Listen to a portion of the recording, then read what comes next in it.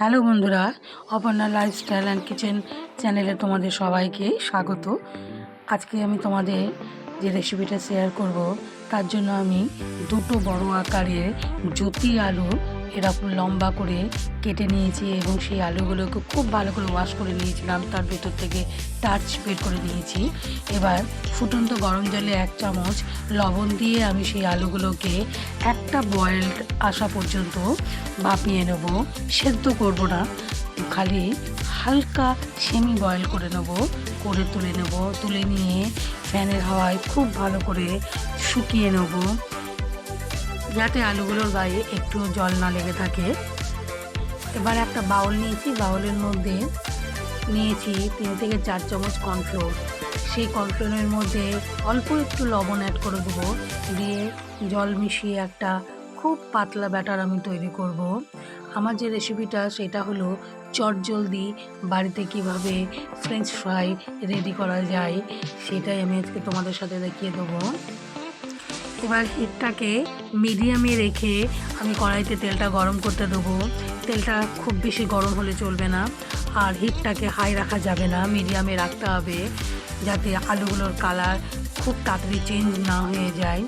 এবার ওই পাতলা ব্যাটারটাতে আমি আলুগুলোকে ডিপ করে ছেড়ে দেবো। ব্যাটারটা এতটাই পাতলা করতে হবে যাতে আলুগুলোর গায়ে কিছু না লেগে থাকে। চটজলদি ফ্রেঞ্চ ফ্রাই রেডি করার এটা হচ্ছে সহজ টেকনিক, যেটা আমি বাড়িতে করে থাকি, যার জন্যে তোমরাও একবার করে দেখো। এরকমভাবে ফ্রেঞ্চ ফ্রাই বানালেও সেটার টেস্টও অনেক বেশি হয়। ঠিক দোকান বা রেস্টুরেন্টে যেরকমভাবে ফ্রেঞ্চ ফ্রাই পাওয়া যায়, ঠিক বাড়িতেও এরকমভাবে এই প্রসেসে বানালে ঠিক সেই রকমই তৈরি হয়। সব আলুগুলোকে ঠিক এরকমভাবে আমি ভেজে নেব।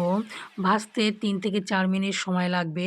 সেই 3-4 মিনিটের মধ্যেই ভাজা কমপ্লিট হয়ে যাবে। প্রথম ব্যাচ আমার কমপ্লিট হয়ে গেলে এবং সেকেন্ড ব্যাচে যে কটা আছে সে কটাও ঠিক সেরকমভাবে আমি ভেজে নেব।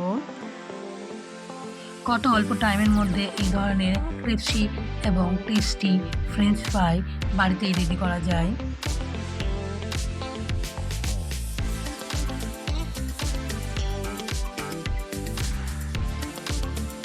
সবগুলো রেডি হয়ে গিয়েছে। এবার আমি একটা বাউলের মধ্যে তুলে নিচ্ছি।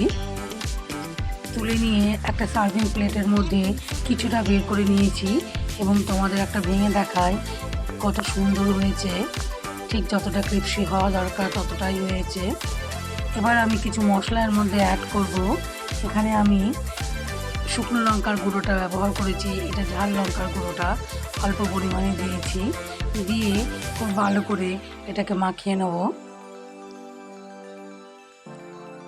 চটজলদি ফ্রেঞ্চ ফ্রাই রেসিপিটা তোমাদের কেমন লেগেছে তোমরা কমেন্টে অবশ্যই জানিও, এবং ভিডিওটা ভালো লাগলে লাইক করো, শেয়ার করো, এবং আমার চ্যানেলে নতুন হয়ে থাকলে চ্যানেলটাকে সাবস্ক্রাইব করো।